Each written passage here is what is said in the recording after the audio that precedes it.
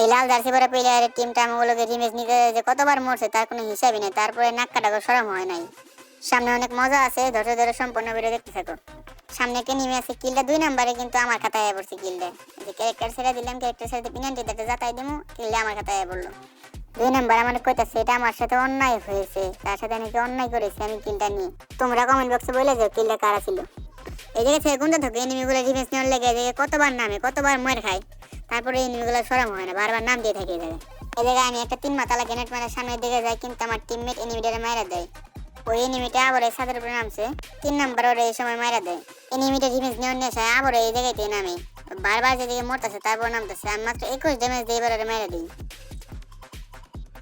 ওরে মারতে মারতে আমার 3 কিল হয়েছে, একটা এনিমিরে মারলাম আমি 3 বার। এই জায়গা থেকে ওরে ক্লিয়ার দিয়ে জোন থেকে সামনে থেকে বেরামো, ওই সময় দেখি ওরা ডিফেন্স নেওয়ার লেগে জোনের বাইরে আমাগুলোকে দাঁড়িয়ে আছে, আমাগুলোকে ডিফেন্স নিবো, আমাকে মারবো পুলিশ করতে।